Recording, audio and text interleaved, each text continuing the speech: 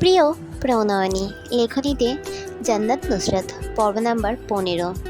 সবার চোখ পারভিন বেগমের দিকে। পারভিন বেগম এমনভাবে করলেন উনি বুঝতে পারছেন না সবাই কেন ওনার দিকে তাকিয়ে আছেন। এই পরিবেশ সামাল দেওয়ার জন্য মতিউর রহমান মিথ্যা কাশি দিলেন, গলা খাকড়ি দিয়ে বলেন, সিয়াম বাবা অন্যগুলো টেস্ট করো, দারুণ হয়েছে খেতে। সিয়াম মাথা ঝুঁকিয়ে বসে থাকলো। পারভিন বেগমের নেওয়াটা হওয়ার ওনার পারমিশন ছাড়া কোনো খাবার হাত দিল না। এই ইরহাম শালা কি নিবি? ইরহাম বলল, মনে আছে তো সেই রকম, মায়ের কথা ছাড়া খাবারে হাত দিচ্ছে না। এর সাথে তো বড় আপুর বিয়ে দিলে সারা জীবন আপুকে কান্না করতে হবে। নুসরাত বৃদ্ধ আর তর্জনী আঙ্গুলের থুতনিতে রেখে বয়স্ক লোকদের মতো করে বলল, নাস্তা শেষে সবাই ড্রয়িং রুমে বসলো। রোহিণী গিয়ে ইসরাতকে নিয়ে আসলো পাত্রপক্ষের সামনে। পারভিন বেগম ইসরাতকে দু চোখ দিয়ে পর্যবেক্ষণ করলেন। পর্যবেক্ষণ শেষে বিড়বিড় করলেন, ঠিকই মনে হচ্ছে। মতিউর সাহেব প্রশংসায় পঞ্চমুখ পাত্রীর। মুখ দেখায় বোঝাই যাচ্ছে পাত্রী ওনার অনেক পছন্দ হয়েছে। মতিউর সাহেব ওনার ছেলের দিকে তাকালেন, যে মাথা নিচু করে নিচের দিকে তাকিয়ে আছে। পারভিন বেগমের সাথে ইশারায় কিছু কথা বলে নিল। ইশারা দিয়ে বললেন, সামনে কথা আগাবেন নাকি? পারভিন বেগম বলেন, তিনি কথা বলছেন। পারভিন বেগম জিজ্ঞেস করলেন, তো মেয়ে রান্না করতে জানো? ইসরাত মাথা নাড়িয়ে হ্যাঁ বলল। পারভিন বেগম বললেন, ছেলে বন্ধু আছে? ইসরাত ধীর অথচ নম্র কণ্ঠে বলল, জি না। পারভিন বেগম জরুরি কিছু বলার জন্য সবার দৃষ্টি আকর্ষণ করলেন। ইসরাতের দিকে তাকিয়ে বললেন, ছেলে বন্ধু নেই ভালো কথা, রান্না জানো ভালো, বিয়ের পর কোনো চাকরি বাকরি করতে পারবে না, নিজের সংসার সামলাবে আর পড়াশোনা যতটুকু করছো ব্যাস, আর লাগবে না। নুসরাত ও ইরহাম ভ্রু কুঁচকে তাকিয়ে রইল মহিলাদের দিকে। মহিলা এসব কি বলে? নিজ ইচ্ছে মতো যা ইচ্ছে তাই বলে চলেছে। তাদের তো আগে জিজ্ঞেস করবে ছেলে কি তাদের পছন্দ হয়েছে কিনা। ইরহাম নুসরাতের কানে কানে বলল, ভারী বিয়াদব মহিলা তো, মেয়ে দেখতে এসে কেউ এভাবে কথা বলে, তাও আবার সবার সামনে। এই সম্বন্ধ হওয়ার আগেই শেষ হয়ে গেল। নুসরাত উত্তর না দিয়ে পারভিন বেগমের দিকে এগিয়ে গেল। মাথা কাত করে পারভিন বেগমের দিকে তাকালো। ঠোঁট বাঁকে হালকা ব্যঙ্গাত্মক হাসি দিল। নুসরাত হাত তুলে দরজা দেখিয়ে দিল, ওই যে সামনের দরজা, সম্মানের সহিত বের হয়ে যান, সাথে আপনার এই নিব্বি ছেলেকে নিয়ে। আমাদের পাত্র পছন্দ হয়নি, আপনার ছেলে আর যাদের নিয়ে এসেছেন তাদের নিয়ে যেতে পারেন। ওই যে দরজা, না চিনতে পারলে আমি আপনাকে ওইখানে পৌঁছে দিয়ে আসবো। নুসরাতের দিকে আঙুল তুলে পারভিন বেগম বলেন, নাসির ভাই আপনি এই মেয়ের মতো বেয়াদব কিভাবে বিয়ে দিবেন? একে তো শ্যামলা, তার উপর গলার ঝাঁজ দেখুন, কি বিয়াদব মেয়ে। ছোট বোন যেরকম বড় বোন ও সেরকমই হবে। মেহনেসা বললেন, আপনার থাইকা তো ভালো আমাগো মাইয়াটা, আপনার মতো মায়ার যখন বিয়েটা হয়েছে গেছে, তাইলে আমাগো মাইয়াটার আপনার থাইকা আরও ভালো জায়গা বিয়া দিতে পারুম আশা রাখি। পারভিন বেগম ওনার স্বামীর দিকে তাকালেন, যে নিশ্চুপ হয়ে শুনছে ওনাদের কথা। কাঁদো কাঁদো গলায় বলেন, তুমি বসে বসে তোমার স্ত্রীর অপমান দেখছো? হাঁটুর বসে একটা মেয়ে আমাদের এভাবে অপমান করছে, আর তুমি কিছু বলছো না? এত অপমানের পর এখানে বসে থাকবে? চলো এখান থেকে, আমাদের সিয়ামের আরও ভালো জায়গায় বিয়ে দিব। নুসরাত বল, হ্যাঁ হ্যাঁ যান, রাস্তা ওই দিকে। নাসির সাহেব নুসরাতকে ধমক দিলেন। চোখ রাঙিয়ে তাকালেন, আপাকে সরি বল, আমরা বড়রা এখানে আসি কথা বলার জন্য, তোমাকে কথা বলতে হবে না। নুসরাত বলল, আমি কেন সরি বলবো? আমি তো কিছু করিনি। এই মহিলা আসছে থেকে যা দেখছে না ছিটকাচ্ছে, খাবার পছন্দ হয়নি, সোজা খাবার খাওয়া থামিয়ে দিবে, তা না করে সে বিশ্রী খেতে খাস না সিয়াম এসব বলছে। ওনার কথা শুনে তো আমাদের খারাপ লেগেছে। তার বেলায় বজ্রকণ্ঠে ধমক দিলেন নাসির। ধমকে মুখ শুকিয়ে গেল নুসরাতের। মেহেরুন্নেসা রেগে গেলেন, বাহিরে মানুষদের জন্য তার নাতিনকে ধমক দেওয়া। নাসিরও তো কিছু ঠিক কথা কইছে, ওরে ধমক দাও কে, নিজে তো কড়া কিছু কইতে পারো না, আবার ওরে ধমক দাও। আর ওরে ধমক দিলে আমার থাইকা খারাপ আর কেউ হইব না। হেলাল সাহেব সবাইকে থামিয়ে দিলেন। মেহেরুন্নেসাকে বললেন, আম্মা আমি কথা বলছি, তুমি রাগ করো না। মেহেরুন্নেসা রেগে সোফা থেকে উঠে দাঁড়ালেন। ইলহামের হাতে ভর দিয়ে নিজের রুমের দিকে চলে গেলেন। ইসরাত চুপচাপ সব কিছু লক্ষ্য করছিল। এতক্ষণ খারাপ পরিস্থিতি থেকে চুপ ছিল। মেহেরুন্নেসা চলে যেতে উঠে দাঁড়ালো, সবার দিকে তাকালো। পারভিন বেগমকে উদ্দেশ্য করে বলল, আপনি মনে হয় ছেলের জন্য বউ দেখতে আসেননি, আপনি তো আপনার বাড়ির কাজের জন্য কাজের মহিলা দেখতে এসেছেন। Am I right?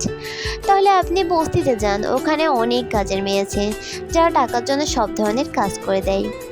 ইসরাত কিছু চিন্তা করার মতো ভাব করলো, তারপর আবার বলল, এক কাজ করতে পারেন আন্টি, আমাদের বাড়ির রহিমা আছে না, ওকে আপনার বাড়ির বউ বানিয়ে নিতে পারেন।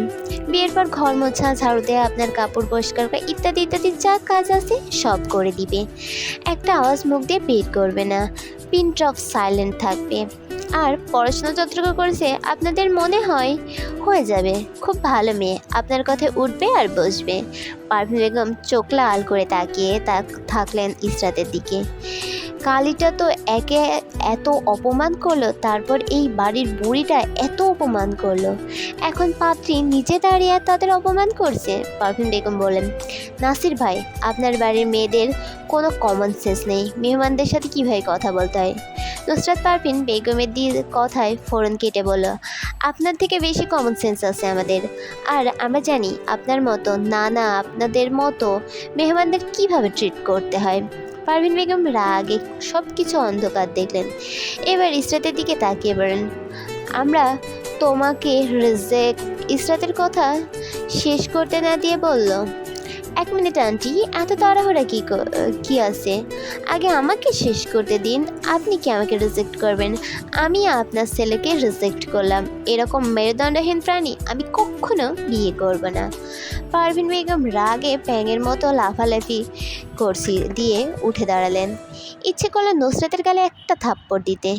এই মেয়ে ভেজাল করছে, যেই ভাবা সেই কাজ। পারভিন বেগম নুসরাতকে থাপ্পড় মারার জন্য হাত উঠালেন।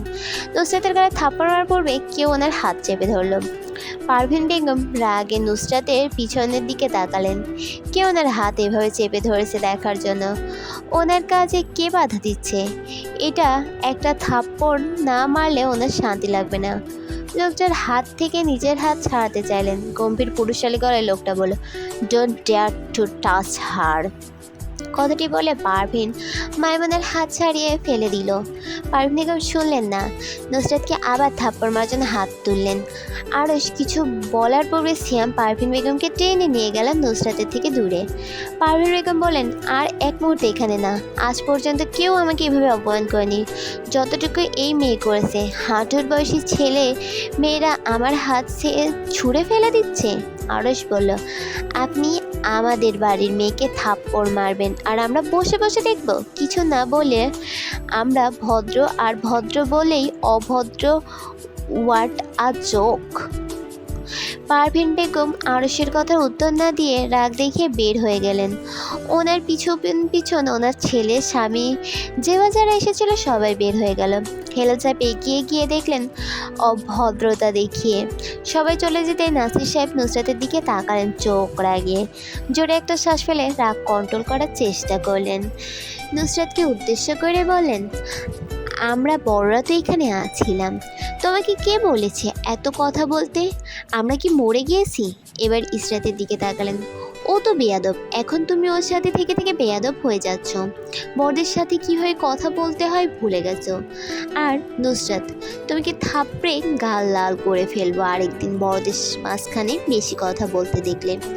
আর আজ থেকে দুজন আলাদা রুমে থাকবে, ওর সাথে তুমি আর থাকবে না, মনে থাকে যেন। নাসির সাহেবের চিৎকার শুনে লিপি বেগম আর নাজমিন বেগম বের হয়ে আসলেন কিচেন থেকে।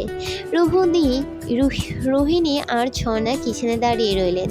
নাসির সাহেব বড় হয় বের হলেন না ওনার সামনে। নাজনীন বেগমকে দেখে নাজির সাহেব বললেন, ওকে আমার চোখের সামনে থেকে ছড়াও, না হলে ওর কি করব আমি নিজেই জানি না। আর পারলে মেয়েরা যে হয়ে থাকে ওইসব শেখাও, ঘরের কাজ কিছু শেখাও তোমার মেয়েকে, ছেলেদের মতো ঘোরা বন্ধ করতে বলো ওকে। নাসির সাহেব নিজের কথা শেষ করে রাগে গজগজ করতে করতে চলে গেলেন। ইসরাত নাসির সাহেবের চলে যেতেই সেও নিজের রুমে চলে গেল। ছলো ছলো নয়নে নাজনীন বেগম তাকালেন নুসরাতের দিকে, কান্নায় কথা আটকে আসলো। তোর জন্য সবসময় একে কথা শুনতে হয়, তুই একটু ভালো হতে পারিস না? যা কাপড় গোছা গিয়ে, আমি আপাকে ফোন করে বলছি তোকে এসে নিয়ে যাওয়ার জন্য, আর ওইটাকেও বল কাপড় গোছানোর জন্য। বলে ওড়না দিয়ে চোখ মুছে চলে গেলেন নাজনীন বেগম। বিড়বিড় করে বলল, আমি আবার কি করলাম? এবার আরশের দিকে তাকিয়ে বলল, আপনার কিছু ভাষণ দেওয়ার থাকলে আপনিও দিয়ে দিতে পারেন, দয়া করে পেশ করুন, আমি শুনতে ইচ্ছুক। আরশ কিছু বলতে যাবে তার আগেই নুসরাত থামিয়ে দিয়ে বলল, পরে বলবেন, সময় সাপেক্ষ, এখন কাপড় গুছাতে হবে, মায়ের বোন পরে চলে আসবে। নুসরাত নিজের রুমে যাওয়ার সময় সোফায় লাত মেরে গেল। নুসরাতের কাণ্ড দেখে আরশের মুখ দিয়ে বের হলো, অদ্ভুত মেয়ে মানুষ, সোফার উপর রাগ দেখাচ্ছে কেন? সবাই চলে যেতেই লিপি বেগম এগিয়ে আসলেন। আরশের হাত থেকে কোট নিয়ে বললেন, আজ এত তাড়াতাড়ি? ভাইয়া কল দিয়ে বলেছিল বাসায় আসার জন্য, তাই চলে আসলাম। না আসলে এসব ড্রামা মিস হয়ে যেত, হালকা এসে বলল আরশ। লিপি বেগম হালকা থাপ্পড় মারলেন আরশের পেটে। ধুর, কী সব বলিস? মা ছেলের কথোপকথন দূরে দাঁড়িয়ে হেলাল শুনছিলেন। এগিয়ে এসে বললেন, চল রুমে চল, অনেকদিন আড্ডা দেই না তোর সাথে। আর তুমি কিছু খাবার নিয়ে আসো আমাদের জন্য, আজ গল্প হবে আমাদের। এর মধ্যে জাহান আসলো বাড়িতে। হেলাল সাহেব ওনার দুই ছেলেকে নিয়ে ওনাদের রুমে গেলেন, আর লিপি বেগম কিচেনে গেলেন। নিজের রুমের দরজার সামনে থেকে দাঁড়িয়ে ইসরাত এসব দেখছিল। হালকা নিঃশ্বাস পেল, মনে মনে ভাবলো, সবার বাবা যদি ওনার মতো হতো তাহলে তো ভালোই হতো। পরে আবার নিজেকে বোঝ দিল, সবার সব কিছু তো একরকম হয় না। ইসরাত চিন্তার ব্যাঘাত ঘটল নুসরাতের চিৎকারে। নুসরাত চিৎকার চেঁচামেচি করে রুম মাথায় তুলে ফেলছে। নিচতলা থেকে এসেছে যখন থেকে তখন থেকে চিৎকার করছে, কিছুক্ষণ চুপ থেকে আবার চিৎকার করে, সাথে পারভিন বেগমকে উদ্দেশ্য করে মুখে যা আসছে তাই বলছে। ইসরাত নুসরাতকে সাবধান করে বলল, নুসরাত চেঁচামেচি করিস না, এবার কিন্তু মার খাবে আপুর হাতে। কাপড় গোছা গিয়ে, আন্টি বের হয়ে গিয়েছে, 1 ঘন্টা পরে এসে যাবে আমাদের বাসায়, তাড়াতাড়ি রেডি হ আর চেঁচামেচি বন্ধ কর। এই নাসির মিয়া কি করবে? আমি কি ভয় পাই নাসির মিয়াকে? যা করার করুক নাসির মিয়া, উনি আবার আমার বাবা হতেই পারে না। আমি ডিএনএ টেস্ট করাবো আব্বার সাথে। ইসরাত কিছুটা আস্তে করে বলে, নুসরাত আব্বু এদিকেই আসছে। নুসরাত এক লাফে বারান্দায় চলে গেল, ধীর স্বরে বলল, আব্বা কিছু শুনেছে আমার কথা? আসলে বলবে আমি গোসল করতেছি, আমার কথা বলার কোনো ইচ্ছে নেই নাসির সাহেবের সাথে। আবার মনে করিস না আমি ওনাকে ভয় পাই, আমি মোটেও ভয় পাই না। ইসরাত হাসি শুরু করলো দরজা ধরে, হাসির চোটে কথা বলতে পারলো না। কিছুটা হাসি থামানোর পর বলল, আব্বু এদিকে আসছে না, তোর সাথে মজা করলাম, ভয় পাস আর বেশি বেশি কথা বলিস নুসরাত, বল। বলল, আমি আব্বাকে ভয় পাই না। ইসরাত বলল, হ্যাঁ হ্যাঁ বুঝতে পেরেছি। নুসরাত ইসরাতকে লাত মারল, তুই আজকাল বেশি কথা বলছিস, তোর বিয়ে দিয়ে দিতে হবে। ইসরাত তারপরও নুসরাতকে নিয়ে হাসলো। নুসরাত আগে চিৎকার করে বলল, আম্মা তোমার মেয়েকে নিয়ে যাও, না হলে আমি একে মেরে ফেলবো। আর এটার বিয়ে দিচ্ছ না কেন? বুড়ো হয়ে যাচ্ছে না? বিয়ে দাও, পরে কেউ বিয়ে করবে না, দিন দিন বিয়াদব হয়ে যাচ্ছে। ইসরাতকে হাসি থামাতে না দেখে ইসরাতের গালে থাপ্পড় মেরে দৌড় দিল নুসরাত। ইসরাত কিছুক্ষণ গালে হাত দিয়ে তাজ্জব বনে রইল।